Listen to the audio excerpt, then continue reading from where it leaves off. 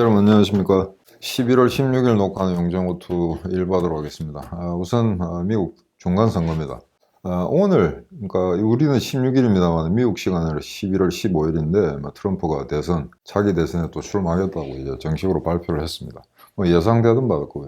근데 이제 중간선거 결과가 그 전에 중간선거 시작하기 전에 나돌던 어떤 언론의 예상 평가 이런 게 이제 많이 차이가 났었는데 상하원 다 압도적으로 공화당이 이길 걸로, 트럼프가 이끄는 공화당이 이길 걸로 예상됐었습니다만 결과는 전혀 그렇지 않게, 물론 하원에서는 공화당이 이깁니다. 그럼 절반을 차지할 거는 과반수를 차지할 건 당연한데 생각보다도 민주당이 상당히 선방했다. 그 다음에 어렵게 상원을 지켜냈다. 이런 게 주요 골자입니다. 근데 이제 우리는 이제 다문제죠. 우리는 상원, 하원 구분이 없는데 미국 같은 나라는 상하원이 있습니다. 러시아도 상하원. 미국도 이제 중의원, 참의원 이런 거 있었죠. 우리도 양원제를 채택한 적이 있습니다. 의원 내각제 할 때. 그러니까 4.19 끝나고 나고 허정 과도 정부 들어서 가지고 이제 의원 내각제를 했지 않습니까? 그때는 이제 참의원, 중의원 그런 식으로 일본과 유사한 그런 제도를 한번 잠깐 1년 동안 5.16 나기 전까지 1년 동안 운영한 적이 있습니다. 근데 이제 하원하고 상원이 어떻게 차이가 나느냐 이제 좀 의아해하시는 분들이 있는데, 하원은 그야말로 이제 그 각 주 미국의 50개 주의 주 자체의 이익, 그 다음에 그 선거하는 주민들의 이익을 갖다 반영하는 그런 선거가 되겠습니다. 하원은. 그래서 그 선거를 통해서 이긴 하원 의원들이 이제 하원을 구성하는 거죠. 그 다음에 상원은 그런 어떤 그 주라든가 세세한 개별적인 이익을 갖다가 넘어서는 초월하는 어떤 국가 이익, 예컨대 국가 안보라든지 아니면 대외 무역이라든지 거시경제 정책이라든지 이런 걸 다루는 게 이제 상원이 되겠습니다. 그래서 우리로서는 민주당이 이제 상원에서 이겼다는 게 이제 안도의 한숨을 쉴 수밖에 없는 상황인데, 만약에 트럼프의 공화당이 이겼다면 한국 안보는 절대적으로 위협을 받게 되는 거죠. 우리뿐만 아니라 대만, 그리고 일본, 그 다음에 지금 우크라이나까지 굉장히 위협을 받는 그런 상황이 됩니다. 그래서 그런 어떤 레드라인은 이제 넘어서지 않았다. 그런 점에서는 좀 안도의 한숨을 쉴 만한데, 일단 이제 하원을 좀 보게 되면은 원래 하원은 435석입니다. 근데 이 중간선거 있기 전까지는 민주당이 222석, 그 다음에 공화당이 213석을 가지고 있었는데, 지금 현재로서는 아직까지 선거가 지금 계속 진행되고 있습니다. 그래서 거의 대부분 끝나긴 했는데, 조금 남아있죠. 그래서 그게 다 끝나야 정확히 알 수 있습니다만, 지금 현재로서는 민주당이 206석, 그 다음에 공화당이 216석입니다. 그러니까 218석만 하면 과반석은 넘는 거죠. 그래서 이건 시간 문제인데, 요 얼마 전에 그 낸시 펠로시 전 하원 의장이죠. 이 사람이 이제 완전히 질 줄 알았던 선거를 갖다가 상원에서도 이기고 이러니까 이게 감정이 북받쳤든지 하원에서도 이길 수 있다 이랬는데 그건 아닌 것 같고요. 이미 216석이기 때문에 두 석만 공화당이 더 따면은 218석이 됩니다. 근데 왜 이래 미국 선거는 한 번에 끝나지 않고 질질 끄느냐. 근데 이제 우편 제도 때문에 그렇습니다. 우편 선거. 그러니까 미국이 워낙 넓은 나라다 보니까 거기 하려면 등록을 한번 하고 그다음에 또 이제 정해진 선거일에 가서 투표를 해야 되는 이런 이제 복잡한 절차가 있으니까 이제 귀찮아서 잘 하질 않죠. 그런데 이번에 우편 선거가 아마 역대 가장 많았다라는 걸로 봐서는 하도 트럼프가 이끄는 공화당이 상원 하원 압도한다, 압승한다라고 하니 그에 대한 이제 반발이 작용한 거 아닌가, 그렇게 이제 결과를 놓고 풀이하는 사람들이 많이 있습니다. 그래서 이번 선거 이렇게 되면은 트럼프가 구심점을 잃는 게 아니냐 그런데 소문들이 바닥에 나오고 있는데, 일단 15일을 기준으로 해서 일단 대선에 출마하겠다고 발표를 한 상태입니다. 그래서 이제 민주당하고 공화당 이 표차는 지금 현재로는 10석 정도밖에 차이가 나지 않습니다만 조금 벌어질 것 같고요. 그런데 그럼에도 불구하고 제가 몇 번 말씀드렸습니다만 미국의 중간선거라는 거는 여당, 그러니까 룰링 파티, 여당이 선거에서 이 중간선거에서 이긴 건 미국 역사상 대여섯 번밖에 되질 않습니다. 그냥 요 최근의 기억을 더듬어 보면 클린턴 때 한 번 있었고, 여당 시절에 이제 민주당이 이겼죠. 그 다음에 아들 부시 때 아마 이긴 적이 있습니다. 그 정도인데, 그러니까 이거는 완전히 중간선거라는 거는 현직 대통령의 거의 무덤이라고 할 수 있을 정도로 이제 위험한 선거입니다. 그래서 오바마 같은 경우에는 무려 50석 이상, 52석이던가요? 52석을 뺏겼는데도 재선이 됐었거든요. 그럼 그때는 왜 그랬느냐? 그건 아마 공화당의 대선 후보로 나갈 만한 인물을 만들지 못해서 결국 중간선거에서 민주당이 참패했음에도 불구하고 그 오바마가 다시 재선되는 그런 이제 기회를 가질 수 있게 되는데, 이번에는 그렇게 될 것 같지는 않고요. 일단 상원은 민주당이 이제 50석으로 이제 이길 수 있게 됐습니다. 왜냐하면 조지아 선거 하나 남아있긴 한데 우려했던 네바다, 아리조나에서 이제 이겼기 때문에 민주당이 남은 조지아 선거가 이제 12월 6일인가 그런데요. 그게 결과에 관계없이 아마 상원을 장악하게 되는 것 같습니다. 이미 뉴스를 보셔서 아마 그런 상식 정도는 다 아마 습득을 하셨을 걸로 아는데 예, 조지아주에는 주법이 어떻게 됐냐면 1차 선거에서 만약에 1위 후보가 과반수를 넘지 않을 경우에는 6개월 후에 다시 이제 6개월 아니죠. 그러니까 2차 결선 투표를 하게 되는데 조지아주 같은 경우에는 이건 아마 공화당이 이기지 않을까 그렇게 예상이 됩니다. 그래서 만약 공화당이 이기게 되면 50대 50이 되는데 그럼 왜 민주당이 이겼다고 하느냐? 미국의 부통령이 상원의장입니다. 그러니까 상원의장이 캐스팅 보드를 쥐기 때문에 50대 50을 하더라도 이제 상원에 민주당이 장악하게 되는 거죠. 하지만 막 깔끔하게 조지아주 이겨서 51대 49로 아마 그렇게 상원을 구성하는 게 민주당으로서는 좀 모양새가 나지 않을까 그렇게 생각하고 있습니다. 주지사 선거도 뭐 상당히 박빙입니다. 민주가 지금 현재로 이제 23석, 공화당 24석 뭐 이렇게 되는데 이거는 과연 그러면 주요 언론 매체들이나 그다음에 이제 선거와 관련된 전문가들이 모두 예상이 틀리느냐? 그렇게만은 볼 수 없는 게 일단 인프레 문제. 미국 사람들이 가장 이제 문제시하는 게 이제 지금 현재로서는 경제 문제죠. 다른 여러 가지 소소한 문제들이 있습니다만 이 경제 문제인데 지금 미국뿐만 아니고 전 세계가 대공황의 직전에 그런 음산한 그런 어떤 조건에 처해 있기 때문에 절대 여당이 절대적으로 불리한 상황입니다. 근데 그럼에도 불구하고 민주당이 이 정도 했다는 거는 지금까지 공화당이 너무나 트럼프 한 개인의 사당화되는 그런 말도 못하는 어떤 미국 정치, 민주주의 정치의 몰락 과정에 있어서 중간층이라든가 아니면은 소위 말해서 반 트럼프 진영에 속한 사람들이 철저하게 이게 보복 투표를 한 게 아닌가 그렇게 결과를 놓고 이제 해석할 수밖에 없습니다. 그래서 사실은 중간선거 이기 전까지는 제발 민주당이 잘 하길 바란다라고 했습니다만 물론 민주당이 내세운 가치를 저나 우리 대표님이 그걸 지지해서 그런 게 아니고 한국의 안보란 측면에서 트럼프가 되면 큰일 나니까 민주당이 선진해 줬으면 좋겠다라는 게 이제 우리 이제 마음이었는데 물론 이제 차가운 머리는 아무래도 공화당이 이기겠지라고 이제 해석을 하고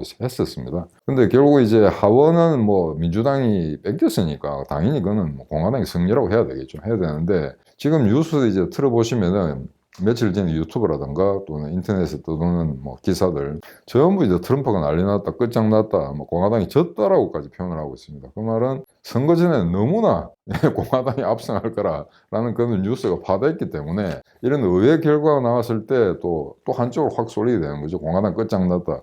꼭 그렇지만은 않은 것 같습니다. 일단 두고 봐야 되겠고 민주당이 고비를 넘겼다고 할 수는 있겠습니다만 만약에 경제 위기가 다시 한번 휘몰아쳐서 내년 2, 3월에 정말 이때 그 미국을 전역을 강타할 수 있는 경제 위기가 도래했다고 한다면은 다시 아마 민주당이 지지율을 갖다가 고수하기 힘들지 않을까 그렇게 되기 때문에 바이든이 이 고비를 잘 넘겼다고 해서 위기가 끝난 건 아닙니다. 여전히 이제 찻잔 속에 또 폭풍이랄까 나중에 내년에 들어칠 어떤 대공황이 전조 그런 게 민주당에 절대적으로 불리하게 작용할 수 있을 것이라 보고 있습니다. 자, 그런데 이제 트럼프가 이제 몰락한다. 과거의 트럼프가 아니다. 어찌 보면 트럼프 인기가 정점을 쳤을 거다라고 하는 분석은 어느 정도 타당성이 있습니다. 그래서 만약에 잘하면 이제 이 트럼프를 기소시킬 수가 있는데 미국 같은 경우는 선거 전 이제 선거 캠페인이 벌어지고 있는 그 상황에서는 웬만해가지고는 기소를 하지 않습니다. 지금까지 관례상. 근데 이게 이제 선거가 끝나고 나면 기소할 가능성이 있죠. 그래서 그 기소를 피하기 위해서 대통령 입후보를 급히 서두른 감이 없지 않아 있습니다만 그럼 왜 기소가 되는가 여러분들 한번 잘 생각해 보시기 바랍니다. 트럼프가 대통령 임기를 마치고 난 다음에 자기 집에 기밀 문서를 다 들고 왔거든요. 그래서 이제 새로 바이든 정부가 들어서고 난 다음에 그 기밀 서류를 반납하라고 했더니 100% 반납했으면 그 문제가 없었을 겁니다. 그런데 그걸 반납 안 했기 때문에 그게 중죄가 되거든요. 그래서 그게 하나 있고 그 다음에 지금 점점 이제 청문회 같은 데서 속속 그 내막이 드러나고 있습니다만 올해 1월 선거에 진 트럼프가 자기 측근들 지지층을 갖다 규합해서 의사당에서 난입하는 난동을 부리는 이런 어떤 그 페루나적 행위 그게 아마 이제 헌법 위반이기 때문에 그걸 걸고 넘어질 수도 있는 그러니까 두 가지 이제 중요한 건이 있습니다. 그래서 과연 이걸 미국 검찰이 기소를 할 거냐 하는 게 지금 초미의 관심사가 되고 있고요. 그건 이제 트럼프라는 인간에 대해서 뭐 대표님 방송을 들으신 분들은 잘 알겠습니다만 이 양반이 얼마나 이게 입이 험하냐면은 이번에도 이제 상원에서 저리 치고 이러다 보니까 이걸 또 무슨 부정선거니 선거 관리를 잘못 이딴 소리를 하거든요. 그러면서 그 자기 자당의 공화당의 원내 총무, 이거 원내 총무, 우리 뭐 일본 같으면 간사장 이런 직급의 있는 사람인데 그걸 보고 뭐 준비를 잘 못했니?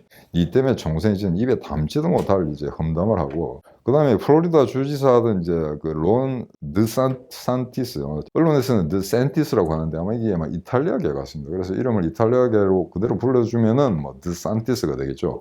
근데 이 사람이 이제 압도적으로 이번에 선거에서 승리했고, 그래서 아마 그 트럼프의 가장 강력한 대항마가 될 거다, 이런 소문이 지금 파다하게 나오고 있습니다. 그런데 이 자기 경쟁자에 대한 평가에서도 뭐 인기는 좋은데 그냥 평범한 응원이다, 이런 식으로 해서 애써 깎아내린 듯한. 그러니까 이게 트럼프란 작자는 자기의 정쟁이 민주당에 대해서만 이제 총질하는 게 아니고, 조금이라도 수틀리면은 자기 공화당 안에 있는 자기 측근들이나 뭐 이런 사람한테도 욕을 퍼부는 그런 상황입니다. 근데 일단 이 하원 선거에서 이겼음에도 불구하고 공화당이 지금 굉장히 침울한 상태인데, 왜냐하면 지금까지 너무 트럼프 단 한 사람에 그냥 몰빵하는 그런 문제가 있었기 때문에 지금 어찌 보면 이 트럼프 때문에 이 선거를 졌다라는 그런 어떤 자성의 목소리가 상당히 팽배해 있는 그런 상황입니다. 그래서 이번에 이 트럼프가 다시 이제 재출마 선언을 하니까 이제 그 반응들이 있을 거 아닙니까? 그러니까 뭐 적극적인 트럼프 지지자들이야 뭐 똑같은 뭐 태도를 보이겠으나, 이번 중간 선거에서 이렇게 결과가 제대로 나오지 않은 것은 트럼프 때문이다라고 하는 그런 자성의 목소리가 굉장히 높습니다. 그래서 그 부통령 펜스 전 부통령 같은 경우에도 다른 방법이 있을 것 같다, 꼭 트럼프가 아닌 다른 대안을 찾을 수도 있을 것 같다라고 이제 애써 외교적인 발언을 했고, 그다음에 이제 완전히 반 트럼프 진영인 사람들은 이 지하실에서 유세하는, 지하실에서 선거를 치르는 대통령 후보도 트럼프 정도는 간단히 이길 수 있다. 그래서 공화당 내에서 경선을 하더라도 그렇게 쉽지가 않을 거다라고 이제 예측하는 사람들이 많이 있습니다. 근데 일단 뭐 그것도 뚜껑을 열어봐야죠. 이번 중간 선거에 대부분의 언론 매체가 예상하던 것과는 뭐 상당히 다른 결과가 나왔기 때문에 아마 트럼프는 끝났다라고 하는 또 우리의 어떤 기대 사항 또는 희망 사항, 이런 게 또 좌절될 수도 있기 때문에 여기서 함부로 제가 예단하지는 않겠습니다. 자, 그러면은 지금 아마 메카시라는 아마 이 사람이 하원의장 후보로 아마 결정이 된 것 같습니다. 그래서 꼭 그 사람 처음에는 이제 완전히 분위기가 침울했을 때는 이 사람이 하원의장이 안 될 수도 있다라고 했는데 결국 뭐 되는 걸로 그렇게 된 것 같고, 여기에 낸시 펠로시가 이제 이 사람이 이제 하원의장을 그만두게 되는 거죠. 근데 정말 참 대단한 할매입니다. 이번 선거에서 또 이겼으니까. 예, 뭐 캘리포니아니까 거의 당연히 뭐 민주당의 텃밭이라고 할 수 있는데, 일단은 전체적으로 봐서는 바이든이 이제 한시름 나왔다, 막 그렇게 생각할 수 있고, 붉은 웨이브의 시기가 끝났다라는 그런 표현들. 그래서 바이든이 정말 기분이 좋았던 것 같습니다. 완전히 지는 선거를 갖다가 상당히 선방한 걸로. 그래서 아마 자신의 표현대로 지난 40년 동안 미국이 치른 중간 선거에서 가장 적은 표차로 졌다. 졌지만 잘 싸웠다는데, 일단 하원에서 이 정도까지 선방할 줄은 전 세계 아무도 예측 못했다는 거죠. 그래서 이걸 보면 확실히 어떤 인물이 절대적인 압도적인 지지를 받는다, 거의 광신도적인 지지층이 많다고 할 경우에, 예컨대 뭐 트럼프라든가 그다음에 이재명 뭐 이런 사람도 있겠죠, 푸틴이라든가. 이럴 경우 아마 일본의 아베 총리도 아마 그런 류에 속할 수 있을 겁니다. 그럴 경우에는 그와 반대로 그와 거의 비슷한 비중이나 정치적 지형을 갖는, 그러니까 반대파에 속하는 사람들이 그 수만큼 존재할 수 있다는 거죠. 그만큼 트럼프에 대한 혐오감을 갖는 사람이 많을 수가 있다는 겁니다. 그래서 그런 사람들의 어떤 심리의식이 반영된 게 아닌가, 이번 선거는 아마 그렇게 해석을 해야 될 것 같습니다. 그러니까 이번 선거 중간 선거에 가장 아마 초미의 관심사로 마음을 졸이었던 사람은 젤렌스키가 아닌가, 그렇게 생각됩니다. 그래서 일단 민주당이 저렇게 선방했기 때문에 지금까지와 같은 어떤 미국으로부터의 지원을 계속적으로 받을 수 있을까 하는데, 여전히 이제 퀘스천 마크가 존재하긴 합니다만 일단 한시름 나왔다고 할 수 있겠죠. 그래서 거기에 대해서는 우크라이나는 이제 직접적으로 지금 공식 입장을 표명하지 않았습니다만, 일단은 바이든과의 관계를 계속해서 유지해 나가면서 지속적으로 미국의 지원이 이루어질 수 있도록 거기에 이제 외교의 총력을 다해야 되겠죠. 자, 그다음에 여기서 뭐 러시아에 있던 입장인데, 러시아는 지난번에 그 프리고진 와그너 그룹의 수장이 우리는 미국 선거에 옛날에 가담했었고 지금도 개입하고 있고 앞으로도 개입할 거다라고 해서 말도 안 되는 짓거리를 했는데, 이 와그너 그룹이라는 게 웃기는 게, 요 최근에 아마 그 상페테르부르크, 옛날에 그 구 레닌그라드입니다, 거기에 자기들 센터, 자기들 기업 사무실을 차렸는데, 이건 어찌 보면은 조폭이 말이죠. 예컨대 부산 같으면 칠성파, 20세기 신세계파가 있는데 간판을 갖다가 건물을 찍어서 앞에 그런 거하고 똑같습니다. 그게 바그너 그룹이라고 써놨거든요. 그래서 원래 바그너 그룹이라는 거 민간 군사 조직, 민간 군사 회사라는 거는 러시아 법에서 인정하고 있지 않습니다. 그런데 너가 어떻게 할래?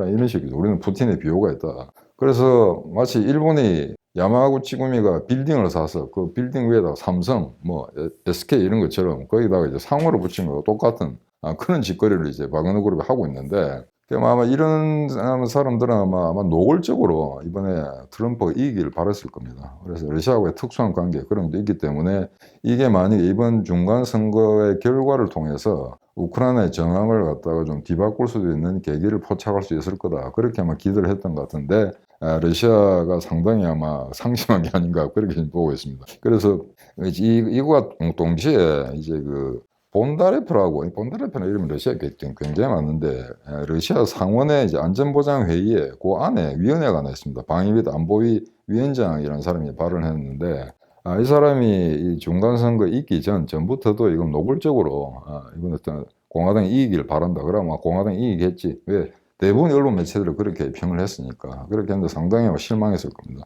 뭐 푸틴 스스로도 마찬가지일 거고요. 자, 그러다 보니까 이런 국면에서 지금 2부에서 이제 우크라이나 헤르손 점령을 제가 말씀드리겠습니다만, 이런 측면에서 우크라이나가 미국 선거 전에 중간 선거 결과가 확실히 알려지기 전에 재빨리 확고한 전과를 내야 되겠다라는 그런 아마 생각이 좀 있었을 것 같습니다. 그래서 다행히 러시아군이 퇴각하는 바람에 헤르손을 갖다가 몰익을 입성하는, 물론 뭐 전투는 있었습니다만 그런 어떤 좋은 성과를 냈었고, 그래서 이게 미국이란 나라의 하여튼 중간선거, 어찌 보면 조그만 선거죠. 대선도 아니고. 중간선거 하나가 전 세계 정치체제 지형에 이렇게 심대한 영향을 미친 적이 없었습니다. 지금까지 역사로 봐서는. 아마 세계 정치 사상 가장 중요했던, 가장 처절한 그런 어떤 영향력이나 결과를 낳을지도 몰랐던 선거가 이번 미국의 중간선거가 아닌가, 아마 그렇게 지금 평가가 되고 있는데, 당장 이 선거 전후에서 여러 가지 말들이 많이 나오고 있습니다. 혹시 미국이 유럽 국가들하고 꼬드겨가지고 우크라이나와 러시아의 어떤 평화협상 내지 중재를 갖다가 이제 실행하려고 하는 게 아닌가, 여러 가지 징후들이 나타나고는 있었습니다. 미국의 이제 백악관 국가안보보좌관 설리반이 러시아의 카운터파트를 계속 만난다든지, 물론 이제 표면적으로는 너희 러시아가 만약에 핵무기를 쓴다면 가만히 있지 않을 거야 라는 식의 음포를 놨다고 합니다만 알 수 없죠. 그 다음에 그 반스 미국 CIA 국장이 저기 그 터키의 카운터파트를 만나고, 그다음에 터키의 정보국장이 러시아 정보국장하고도 만나고, 요 최근에 일련의 정보국장들의 회동이 동시다발적으로 일어났거든요. 그래서 이게 마치 아마 헤르손을 탈환하고 어느 정도 이제 그 전선을 안정적으로 이끌어가는 우크라이나로서도 약간의 평화 협상의 여지가 있지 않을까라는 그 기대감 속에서 아마 옆에 있는 그 주변 국가들이 이런 식의 아마 보도를 계속 내보낸 것 같습니다. 평화 협상을 여지가 있다. 그런데 이런 와중에 제가 굉장히 기분 나빴던 거는 미국의 마크 밀리 합참의장입니다. 이 사람 정치가 아니고 군인이지 않습니까? 군인인데 마치 이게 모든 전쟁이랑 어차피 평화 협상, 그런 협정을 거쳐서 종식하도록 되어 있다라는 전제를 깔면서 이제 우크라이나가 마치 이제 이런 협상에 러시아와 해야 된다는 식으로 그런 당위를 이야기하는 발언을 했었거든요. 근데 이거는 공화당 국회의원이 하는 것 같으면 모르겠으나 미국의 합참 의장이 할 소리는 아니죠. 그러니까 그와 동시에 그 슈톨텐베르크 지금 나토 사무총장, 이 사람은 전직 노르웨이 총리입니다. 이 사람이 이번에 헤르손 탈환, 그 다음에 중간 선거 이 두 개의 어떤 계기를 갖다 포착해서 하는 이야기는 오히려 마크 밀리 합참의장보다는 좀 더 세련된, 좀 더 타당성 있는 그런 어떤 논평을 했었거든요. 그래서 지금 헤르손을 탈환한 거는 나토나 미국이 지속적으로 우크라이나를 지원했기 때문에 얻어진 전략적 결과다라고 언급하면서, 그럼에도 불구하고 여전히 군사 대국으로서의 어떤 그 러시아의 포텐셜은 존재하기 때문에 앞으로 그렇게 방심해서는 안 된다라는 이제 그 논평을 했습니다. 그래서 이걸 러시아를 갖다가 지금 현재 타도하기 위해서는 지속적으로 나토의 지원이 필요하다라는 것을 재산 강조했고요. 그다음에 이 중간 선거가 있기 직전에 민주당 안에서도 좀 정신 나간 놈들이 있거든요. 그게 이제 좌파인지 민주당 내에 어떤 우파인지는 모르겠으나 아마 민주당의 좀 우파성에 속하는 사람들일 겁니다. 그 중에 30명 정도가 바이든한테 서한을 보냈다고 합니다. 그러니까 우리가 메카시가 이야기한 것처럼 이번 선거 끝나고 난 다음에 우크라이나에 대해서 백지 수표를 줄 수 없다. 그렇게 지속적으로 무제한적으로 우크라이나 지원할 수 없다. 그러니 우리도 줄여야 된다. 민주당에서도 우크라이나에 전격적인 지원이라든가 이런 건 좀 제고할 필요가 있다라는 그런 내용의 서한을 보냈다고 합니다. 바이든한테. 이게 좀 웃기는 이야기죠. 공화당도 아니고. 그런데 이게 하나 해프닝으로 끝나버린 게 선거 직전에 거기에 이제 상당히 격분한 민주당 내 이제 의원들이 야 그러면은 러시아가 이기면 어떡할래 이 병신들아. 완전히 러시아를 갖다 패전시키기 위해서 노력할 때 그때 이제 러시아가 나가 떨어지는 거지. 어정쩡한 상태에서 평화교섭 한다. 예컨대 평화교섭 해가지고 그러면 양측의 합의에 의해서 만들어져서 그 다음엔 정전협정 맺었다고 합시다. 그러면 몇 년 뒤에 러시아가 가만히 있을까요? 다시 우크라이나를 치는 거지 않습니까? 그렇다면은 굳이 이런 외교적 노력이 무슨 의미가 있다는 거죠. 그래서 그건 아마 30명이 서한을 보내고 한 그런 난동은 아마 그냥 해풍으로 끝났고, 이번에 민주당이 잘 수승을 했기 때문에 상원도 잘 지키고 하원 선거에서도 굉장히 선방했기 때문에 아마 그 정도로 끝나지 않느냐. 그 해프닝은 더 이상 아마 불거질 가능성은 별로 없다. 아마 그렇게 내다보는 것 같습니다. 자, 그럼 마지막으로 한국 안보에 대한 영향이죠. 이건 정말 잘 됐습니다. 대표님과 제가 어제 말씀하신 바가 있는데 대표님께서도 이렇게 우리나라 안보로서는 굉장히 잘 된 거다. 그에 대해서는 설명할 필요가 없다. 우리 방송을 보신 분들은 다 잘 알겠죠. 지금 한국 사람들이 여기 회원이나 당원 여러분들도 혹시 착각할지 모르겠는데 한국 사람의 대부분이 아직도 이상한 그 이분법적 도식을 가지고 있습니다. 그러니까 국민의힘당은 공화당이고 그다음에 한국의 더불어민주당은 지금 민주당일 거다.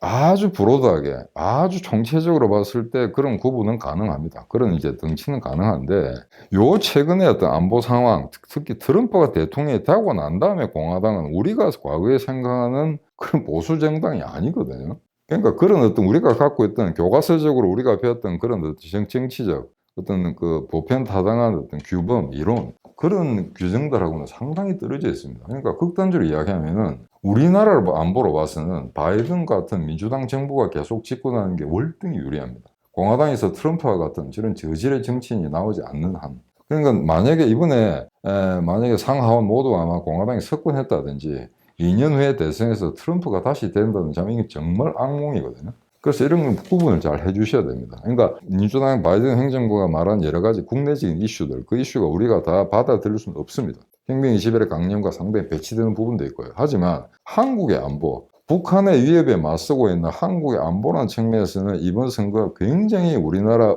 보수파들의 지형에 유리하게 작용한다라는 점을 염두에 두시기 바랍니다.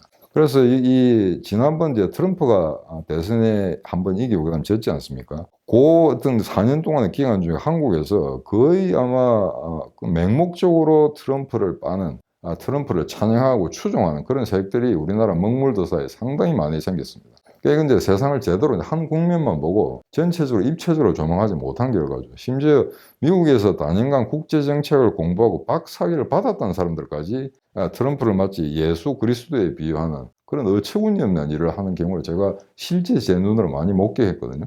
그래서 작년에 그 바이든이 아프간에서 어설프게 철수하고 하는 과정에서 또 한동안 트럼프 빠들이 죽어 있다가 그걸 계기로 해가지고 그거 봐 트럼프 같으면 저런 식으로 안 했을 거야 라고 하면서 바이든 정부를 씹는 그런 경향들을 많이 발견할 수 있었습니다. 이제 그 말은 바이든이 되기는 됐는데 요 놈이 어떻게 또 실수를 하느라고 계속 이제 지켜봤겠죠. 그러다가 헛발을 짚으면은 그때마다 이제 또 트럼프는 그냥 과거에 바이든하고는 다르다, 질적으로 다르다는 등 뭐 이런 식의 이제 이야기를 해보고 있습니다. 그래서 만약에 이번 중간 선거에 아마 그런 식으로 공화당이 이겼다면은 이 한국의 정신없는 이 철부지들, 이 트럼프 빠들이 아예 무식하면은 제가 이야기를 안 하겠습니다만 어느 정도 식견이 있고 공부를 했다는 사람들이 트럼프 빠들이 엄청나게 많거든요. 근데 얘들이 다시 죽었다가 되살아나서 여러분들을 굉장히 혼돈에 빠뜨렸을 겁니다. 근데 그런 차원에서는 이번에 트럼프가 다시 한번 어퍼컷을 맞았다. 그런 차원에서는 한국의 정신세계를 좀 더 온당하게 유지하는 데 있어서도 이번 중간선거 결과는 우리한테 굉장히 좋게 작용한다라고 지금 저는 그렇게 평가하고 있습니다. 물론 이 위기를 넘겼다고 해서 바이든 행정부가 남은 2년 동안 순탄하게 국정을 이끌어갈 거냐? 그거는 별개입니다. 그거는 다시 두고 봐야 되고요. 이 대공황이라는 측면에서 이 전 세계적인 거의 전 세계적으로 대항적인 안보 재편, 그다음에 세계 경제 재편 이런 어떤 큰 어떤 그 기축이 이제 변화하는 그런 상황에서 단지 중간 선거 하나 이겼다고 바이든이 안정적인 국정 기조를 유지해 나갈 수 있다. 그거는 현재로서는 좀 섣부른 판단입니다. 다만 2부에서 밝힐 우크라이나전에서 다시 한번 좀 소상히 밝히기로 하고 이번 중간 선거는 정말 한국민은 그다음에 한국의 보수파들 혁명 22과 같은 이렇게 보수적 가치를 지향하는 사람과 집단들에게는 너무나 좋은 선물이었다라고 그렇게 조금 오버해서 해석하고 싶은 국면입니다. 자, 오늘 1부 이거로 마치겠습니다. 안녕히 계십시오.